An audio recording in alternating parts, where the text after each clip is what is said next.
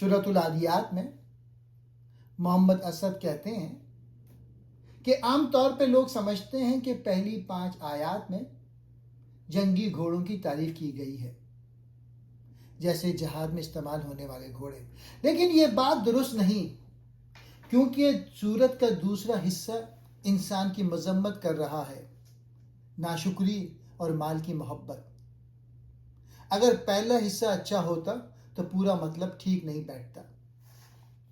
اس لیے اسد صاحب کی رائے یہ ہے کہ یہ گھوڑے عادیات ایک مثال ہے انسان کی نفس، دل و دماغ کی، یعنی انسان کی وہ حالت جب وہ غلط خواہشات، خود غرضی اور دنیاوی لالچ کے پیچھے پاگل ہو کر بھاگتا ہے، تیزی سے دوڑتا ہے بغیر سوچے، آگ لگاتا ہے یعنی جھگڑے فساد پیدا کرتا ہے، دھول اڑاتا ہے یعنی حقیقت سے اندھا ہو جاتا ہے،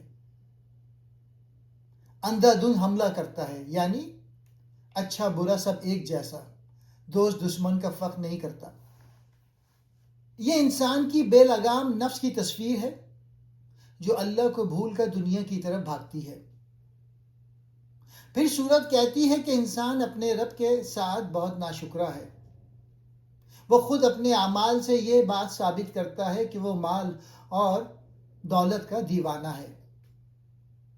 آخر میں یاد دلایا گیا ہے کہ قیامت کے دن سب کچھ کھل جائے گا، قبریں کھل جائیں گی، دل کی باتیں سامنے آ جائیں گی۔